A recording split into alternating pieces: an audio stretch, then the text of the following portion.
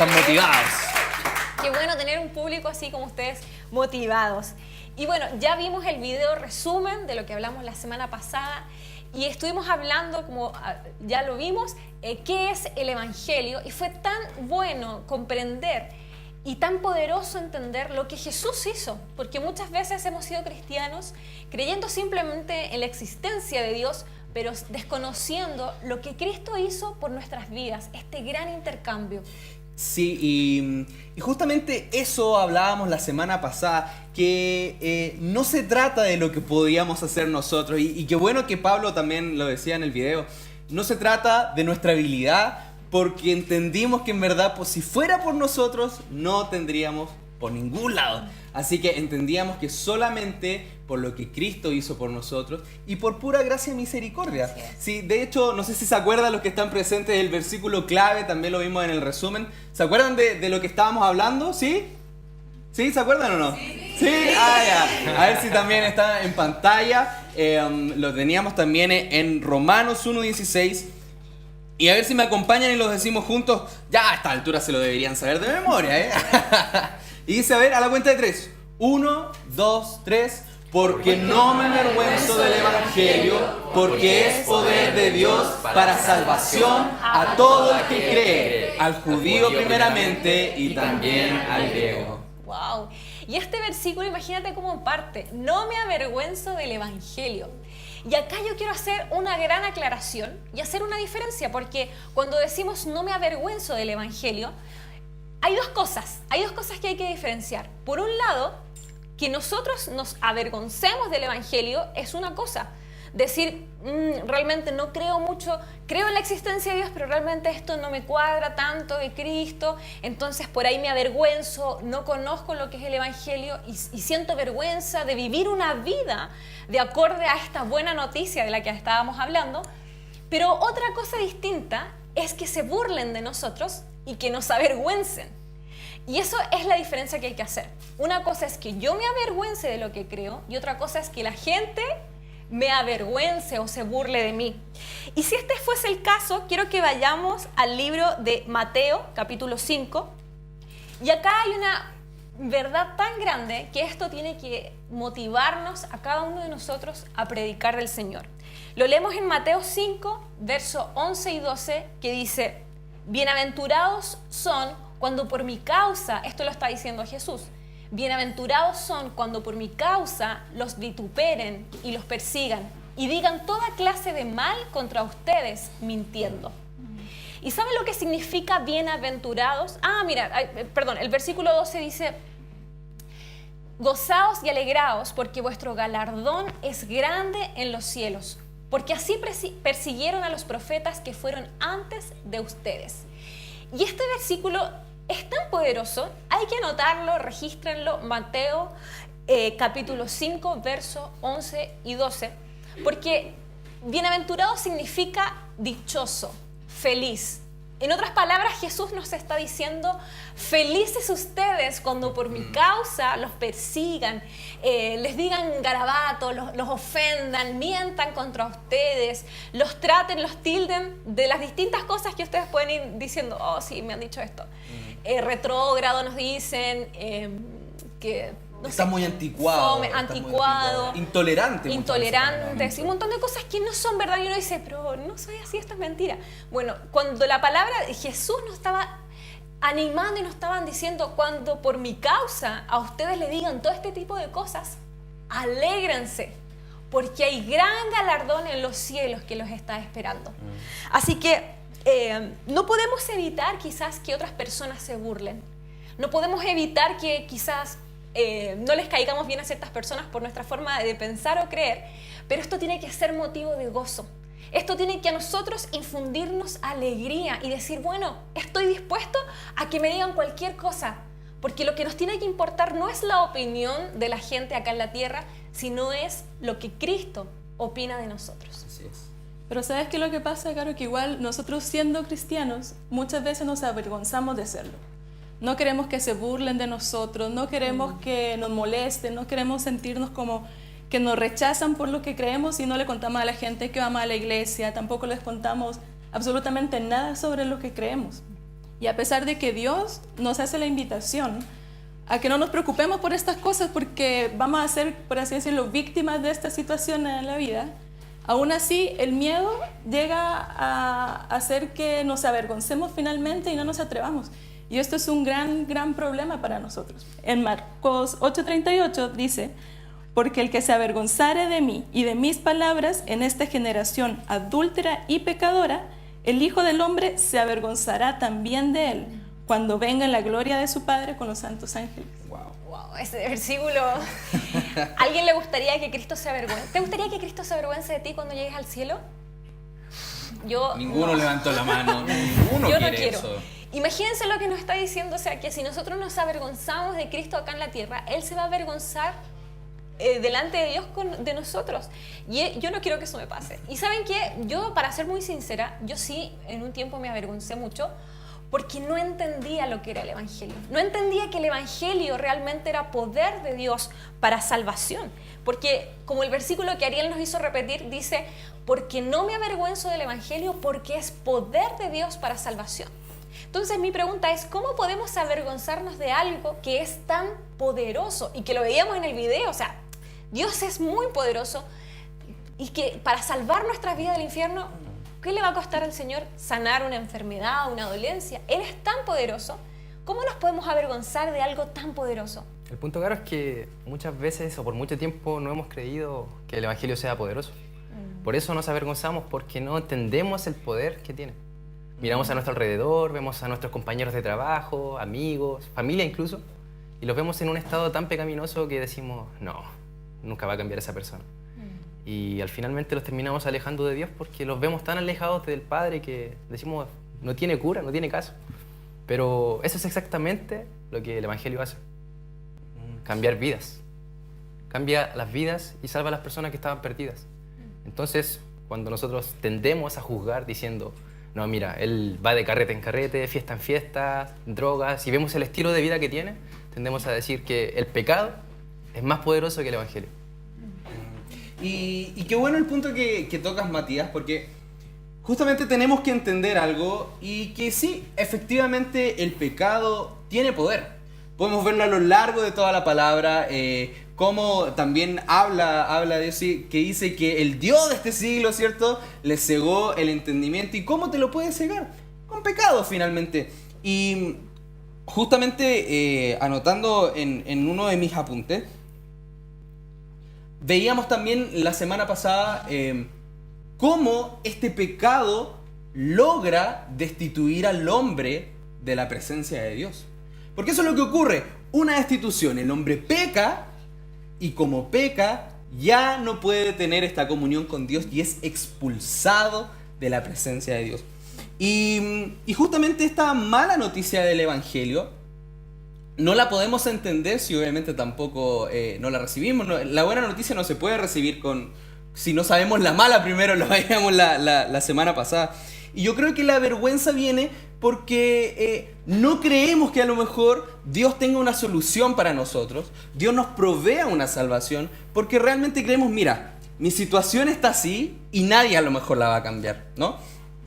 Y como dice a lo mejor, pero mira, dimos la buena noticia, el Señor te salva, quita obviamente el pecado de tu vida, pero a veces incluso somos tan incrédulos como para decir: ¿sabes qué? Una muy buena noticia, yo creo que es demasiado bueno para ser verdad. Es muy buena para creerla. ¿O no? Es muy buena para creerla. Pero esa es justamente la invitación y el por qué estamos hablando también de esto. Pero si el Evangelio entonces es tan poderoso, ¿por qué razón a lo mejor podríamos avergonzarnos de ella?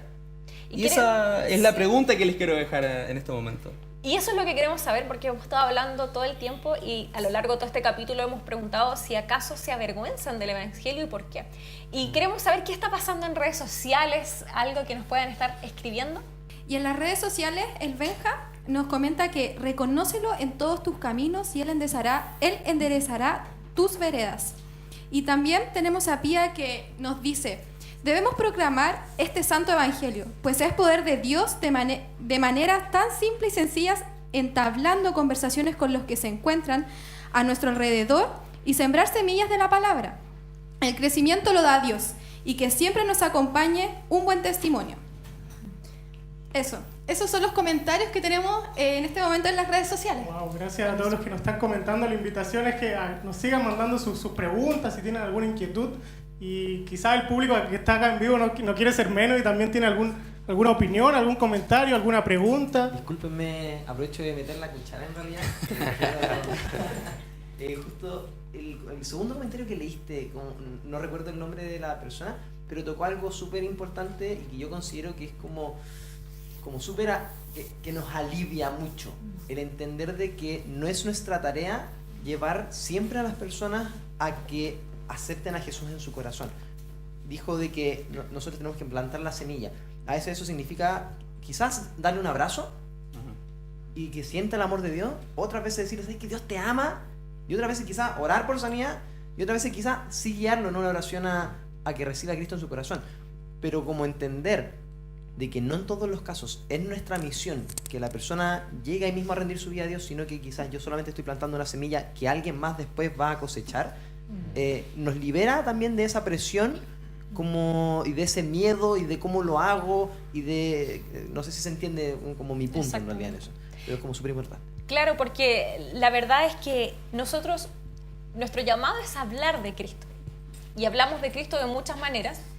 Y esa es nuestra misión, hablar de Cristo. Y el poder no es de nosotros de cambiar, no es que nuestra responsabilidad es hasta que esa persona se arrepiente y se convierta, sino que es hablar de Él, decirlo, contarlo. Esa es nuestra misión, anunciar las buenas nuevas. Y el resto, el Señor se encargará. Sé que hay más opiniones en el público. Bueno, todos saben acá que me apasiona el tema de las motos, entonces, y de Dios también. Lo que pasó que yo fui a un club de moto, las personas no sabían que yo era cristiano y dijeron, ya, aquí hacemos esto y todo súper estricto, y algo me hacía sentir adentro, era mi espíritu en realidad, que me decía, di que eres cristiano, que crees en Dios, dilo, porque en realidad ellos tienen que saberlo. Bueno, en el club de moto había alcohol, droga, de todo.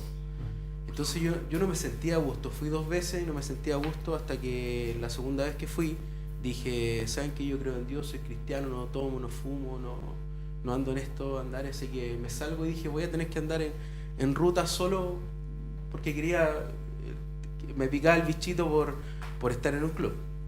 Y el presidente de ese club me dice, pero Marcelo, yo te tengo la solución.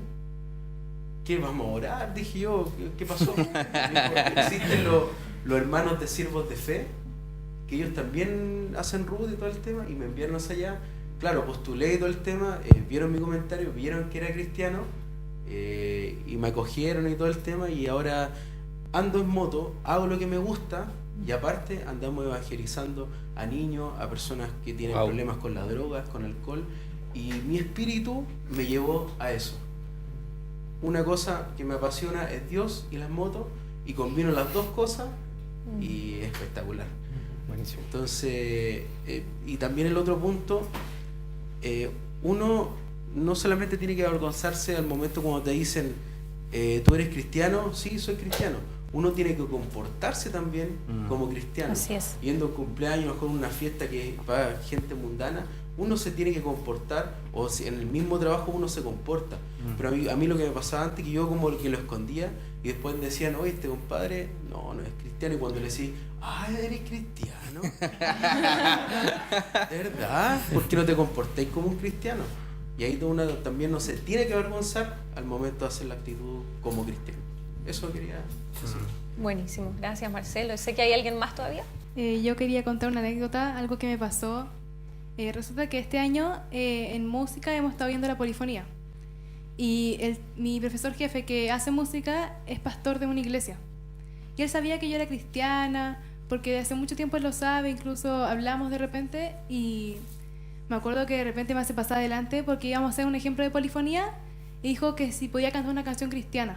Porque años anteriores yo había cantado en festivales de la voz y resulta que mis compañeros de antes sabían que yo era cristiana, pero ahora vinieron nuevos y no sabía nadie.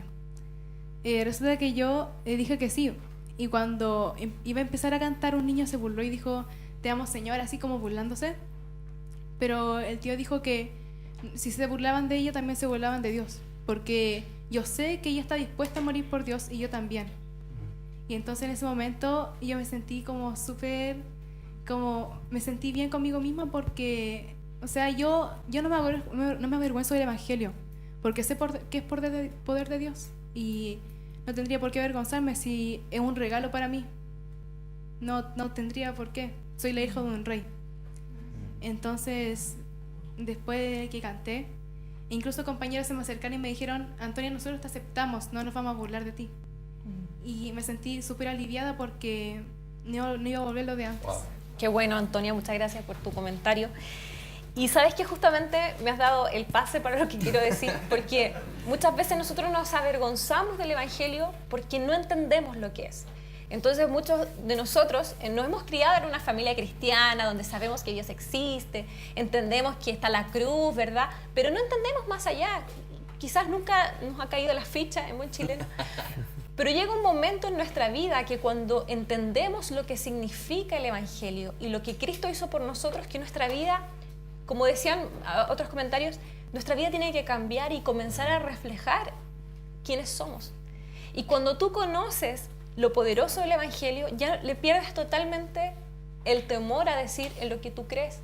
A mí me encanta lo que decía Antonia, yo soy la hija de un rey, con tanta seguridad, y eso es porque se ha revelado a su vida.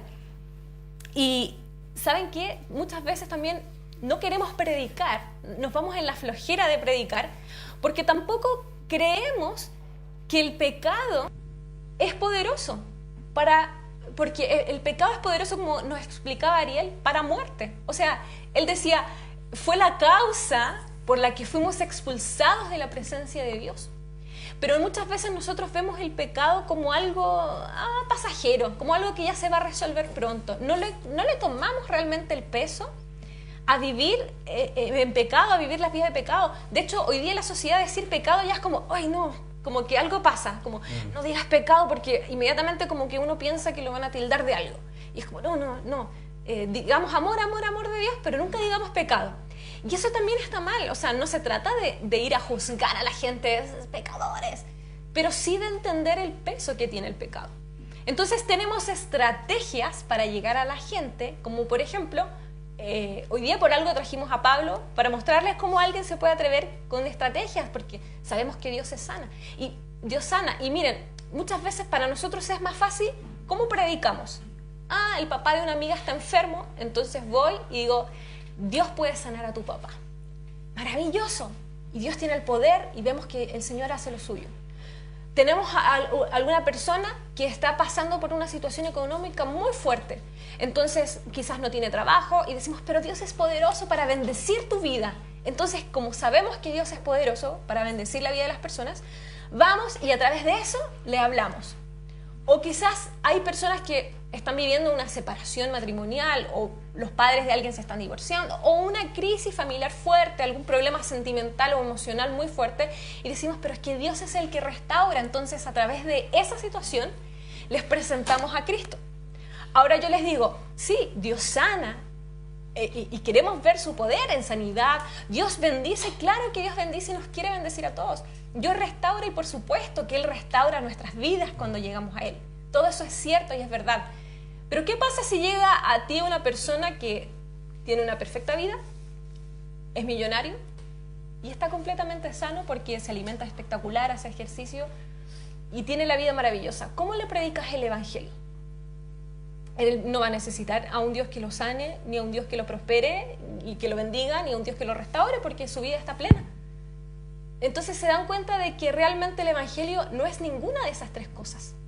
Si bien son los medios que tenemos y sabemos que Dios es poderoso en cada uno de ellos y que Dios quiere sanarnos, bendecirnos y todo eso, realmente el Evangelio, lo medular, la esencia, cuando nos vamos a lo central del Evangelio, el Evangelio te confronta con tu pecado. Y eso realmente es el Evangelio. Tenemos que recordar que el Evangelio es directamente la relación con nuestro pecado. Y entender, y por eso era tan importante, y lo volvimos a repetir el capítulo anterior, para comprender que el verdadero poder que tiene el Evangelio es de salvarnos de eso que se llama pecado. Claro, por eso es que muchas veces hemos escuchado que si el mayor problema que tuviera la humanidad fuera algo económico, Dios habría mandado a un economista.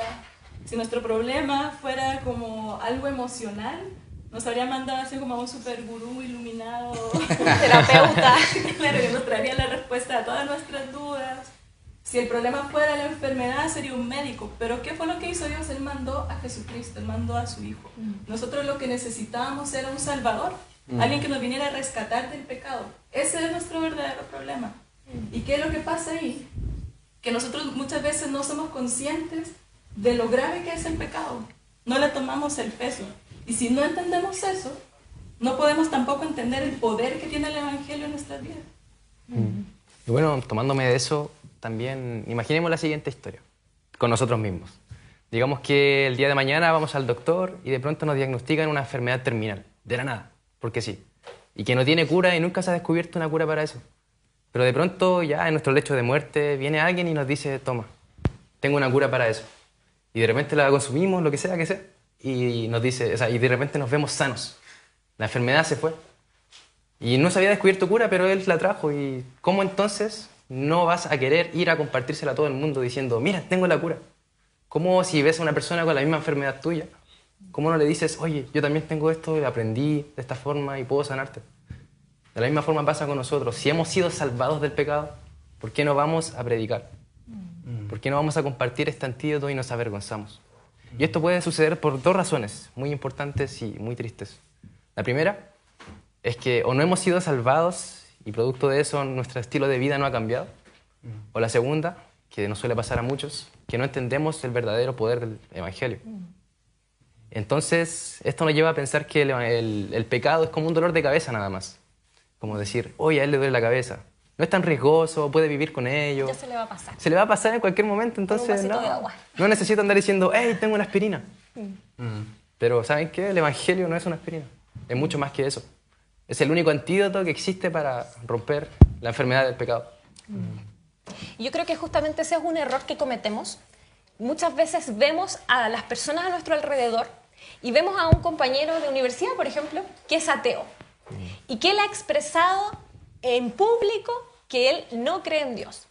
O quizás tenemos familiares o diferentes personas que conocemos, cercanas a nosotros, que están metidas en vicios o en cosas que están totalmente en contra de Dios. O quizás hemos escuchado gente que se ha burlado de nosotros y que ha dicho, no, yo jamás voy a creer en Dios. Entonces, como ya los hemos escuchado y lo hemos visto, nosotros inmediatamente nos ponemos como el parche y decimos, ay, esta persona entonces no le voy a hablar, porque él ya dijo que no cree en Dios. No, a esta persona tampoco le voy a hablar, porque mira su vida, él jamás aceptaría a Cristo. Entonces comenzamos a pensar de que el pecado de esa persona es tan fuerte y poderoso que Dios, casi como que Cristo no tuviera el poder para salvarlo.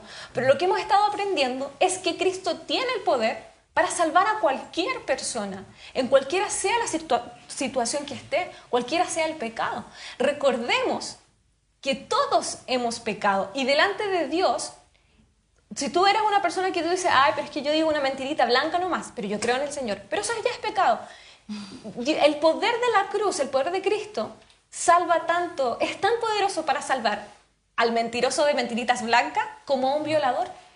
Para Dios no hay como escalas de pecado, que uno sea más terrible que otro. Para Él, todos los pecados son iguales.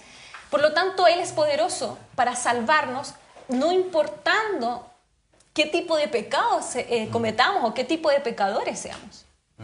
De hecho, la palabra justamente, no sé si puede aparecer ahí en pantalla, en Efesios 2, 1, 2, dice, y Él os dio vida a vosotros cuando estabais muertos en vuestros delitos y pecados. O sea, aquí hace la diferencia y dice, ustedes estaban muertos. ¿Quiénes? Todos, finalmente. Y luego dice, en los cuales anduvisteis en otro tiempo, siguiendo la corriente de este mundo, conforme al príncipe de la potestad del aire, el espíritu que ahora opera en los hijos de desobediencia.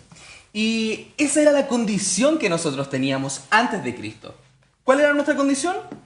muerte finalmente. Pecadores. Y Perdón que te interrumpa, pero qué bueno que recordemos que todos, porque muchos cristianos caen en el, es que yo ya soy salvo, entonces puedo juzgar a los demás. Justamente. Y no se trata, y esto es súper importante que lo entendamos, no se trata de que, como yo ahora soy cristiano y como Cristo me salvó, los demás son pecadores. No, tenemos que recordar que Dios nos salvó a todos y que, a todos nosotros, ¿verdad? Y todos estábamos muertos en nuestros delitos y pecados. Entonces, ninguno de nosotros tiene el derecho de condenar al otro.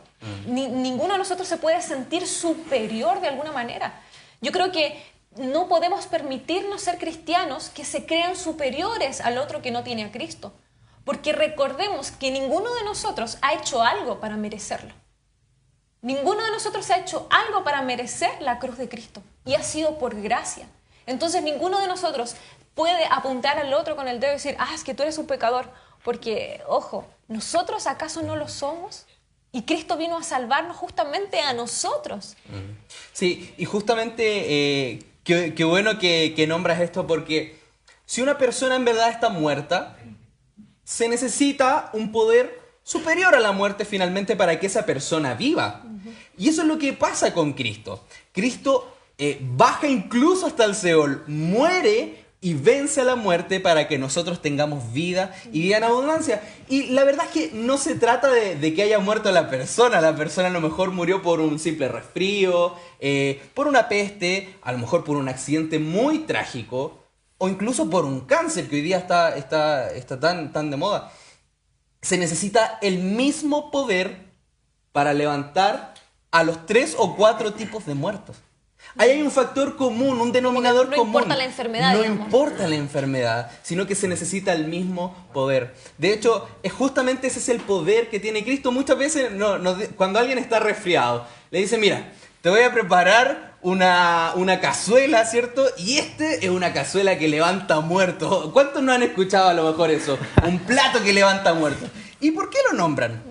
Simplemente porque es un plato que puede tener los suficientes ingredientes para que tú te sientas mejor, para que tú tengas más energía. Pero el poder de Cristo es aún mayor. Él tenía el poder suficiente, fue el único que cumplía con todo para poder a nosotros sacarnos de esa muerte. Así que tal como decía Caro, no importa si ves a alguien en este caso que no es salvo, no se trata de mandarle las penas del infierno a esta persona, sino que simplemente hay que mirarlo con el mismo amor con el cual Cristo nos amó a nosotros. Ese mismo amor que a nosotros, esa compasión que a nosotros nos tuvo. Porque si en verdad si fuera por Cristo, ninguno de nosotros podría haber sido salvo. Entonces, ¿por qué nosotros hacemos lo mismo con una persona que no lo es? Uy, esta persona que no entiende, esta persona que no se arrepiente, te irá muy mal, te vas a ir al infierno. Y existe, es cierto, no podemos negarlo y jamás lo negaremos. Pero no se trata de esto porque el poder de Cristo es mucho, mucho mayor. Nuestra responsabilidad entonces es anunciar la buena noticia, decirle a la gente que está la solución, no condenarlos, sino que mostrarles la salvación. Y sabes que hay algo clave en todo lo que comentaban los chicos que opinaron y lo que hemos hablado, y es que nosotros tenemos que hablar de esto, tenemos que hablarlo. Yo me acordaba de algo que me pasó hace unos meses, en donde trabajaba antes, llegó una persona nueva y nos empezamos a agregar todos en las redes sociales, y ella vio mi Instagram y me dijo, uy, ¿eres cristiana? Y yo, sí. Me dice, yo también. Y yo, qué bacán, porque a mí eso la verdad es que es súper raro que me pase en el trabajo, casi siempre soy la única. Y entonces un día nos quedamos conversando de esto y le empecé a preguntar a qué iglesia va, hace cuánto que es cristiana. Y me empezó a contar un poco de su vida y me llamó mucho la atención que me dijo, ¿sabes qué? A mí igual no me gusta decir a los 4 vientos que soy cristiana.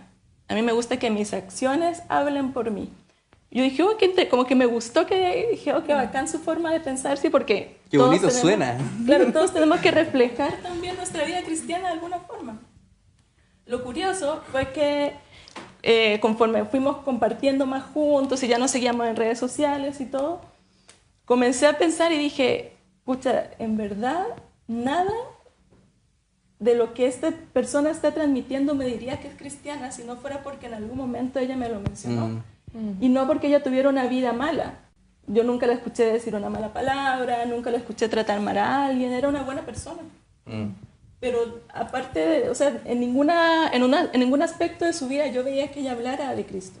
Y eso también hizo que yo me preguntara, ¿lo he hecho yo también lo mismo? Entonces dije, a lo mejor, ¿cuántas veces nosotros hemos ocupado esta frase que nuestras acciones tienen que hablar por nosotros para maquillar el hecho de que no queremos hablar de Cristo? Es verdad, es como la excusa que hemos tenido Es una para excusa. no tomar el riesgo. Claro, porque si finalmente nos basamos solo en tener buenas obras y ser, comportarnos bien o moralmente bien, ¿de qué nos diferencia eso de una buena persona que no cree en Cristo? Si hacemos lo mismo. Exactamente. Exactamente. Hay una frase que dice, predica todo el tiempo y solo cuando sea necesario utiliza las palabras. Pero igual podríamos cambiarla, predica todo el tiempo, dejémosla ahí. Porque muchas veces si usas tus acciones... Porque muchas veces nos cargamos para las acciones y Justamente. nos escondemos, o muchas veces también hablamos mucho y no mostramos lo que somos realmente. Entonces que sea contrastante. Y bueno, si algún momento llega la prueba, si algún momento llega esa vergüenza de decir, oye, ¿sabes qué? Cree en Cristo, Él puede salvarte. Recuerda que hay uno que pasó una mayor vergüenza. ¿De quién se trata todo esto, el programa, de lo que hacemos, de por qué nos despertamos todos los días? Y es que esa persona, Jesús, pasó la peor humillación, pasó la peor vergüenza que alguien hubiera podido pasar. Fue mutilado, fue golpeado, se burlaron de él hasta más no poder, lo insultaron con todo tipo de cosas. Y él siempre ahí, aguantando todo. Y esto nos tiene que llevar a tener una vida de obediencia, de amor y ser fieles en todo momento. De cuando venga la vergüenza, ya, es vergüenza nomás, y como decía Pablo, darle para adelante nomás. Salir de esa zona de confort y decir, Cristo lo hizo por mí y ahora yo lo hago por Él.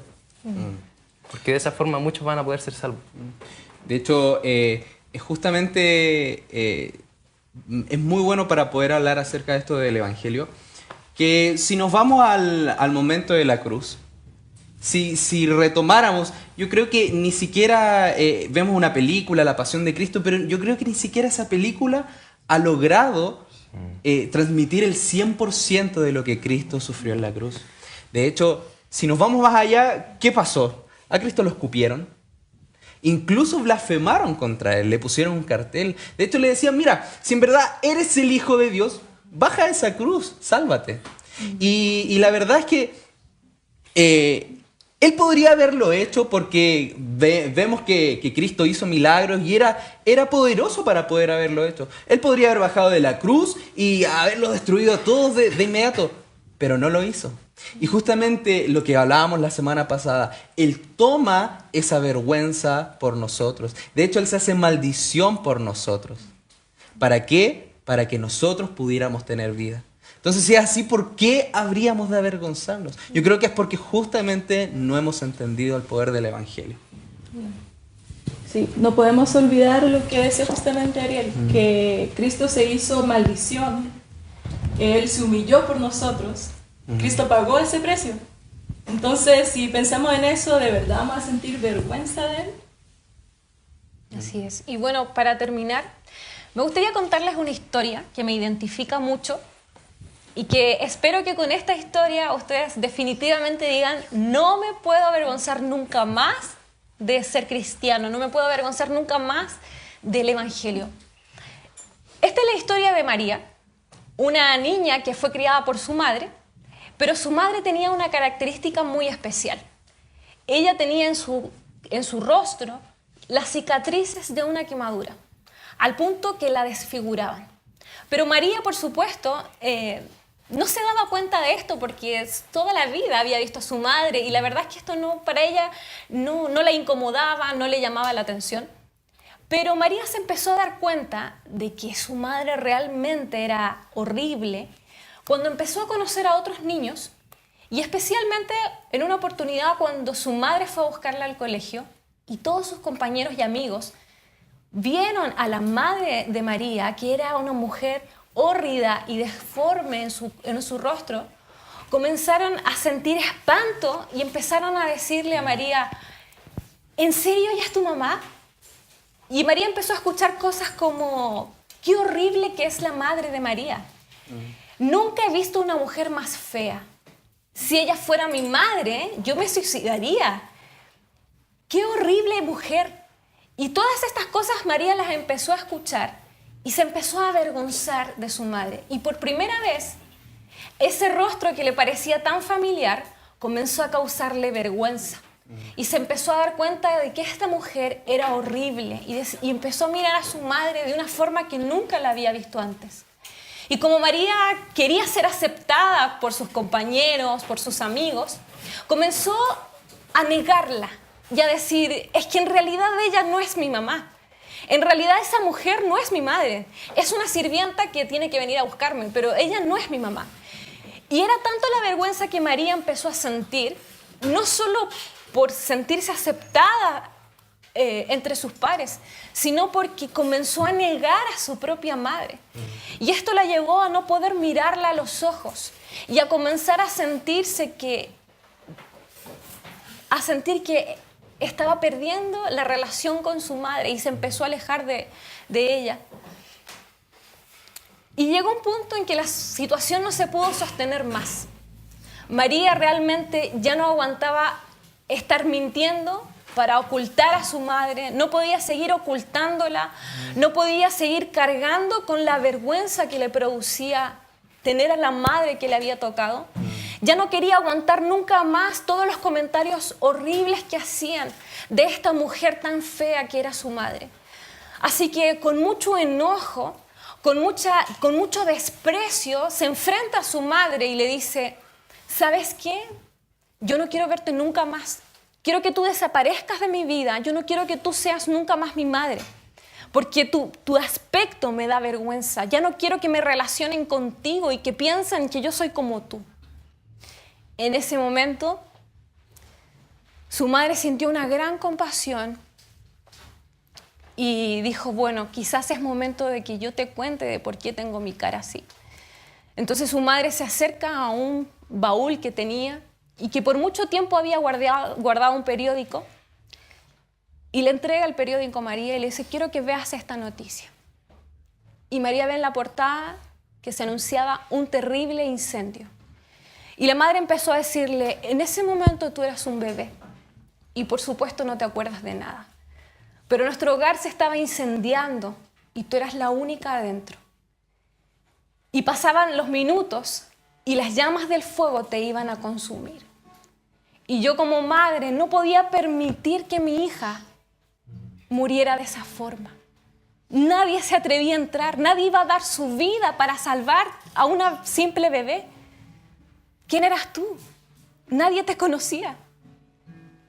Pero tú eras mi hija y yo no podía dejar que tú murieras de esa forma. Así que entré y te salvé. Esta cara que te produce tanta vergüenza, realmente es el precio que pagué para que tú vivieras. Y saben que esto es lo que Cristo hizo de alguna forma. Nos avergonzamos de algo que no conocemos, pero cuando entendemos el precio que se pagó por nuestro rescate, porque Cristo nos estaba librando de la muerte eterna, nunca más podemos avergonzarnos de Él. ¿Qué creen que hizo María? Comenzó a amar a su madre como nunca la había amado. Y empezó a decirle a todos, sí, esa mujer horrible es mi madre. Pero ¿saben lo que significa las cicatrices en su rostro? Es amor, es mi vida, significa el precio de que yo hoy esté viva. Y esta historia me identifica porque de alguna forma, cuando yo no entendía bien lo que Cristo había hecho por mí, me avergoncé, lo menosprecié, pero hoy que entiendo el precio que se pagó por mi rescate, no me queda más que decirte que Cristo es lo más maravilloso que me ha pasado en la vida y la vida de todos los que estamos acá. Y que no importa tu condición, no importa el tipo de pecado que estés cargando, la vida que estés llevando, el precio que Cristo pagó por ti fue su propia vida. Fue un intercambio. Eras tú el que iba a morir, pero Cristo decidió morir Él en nuestro lugar.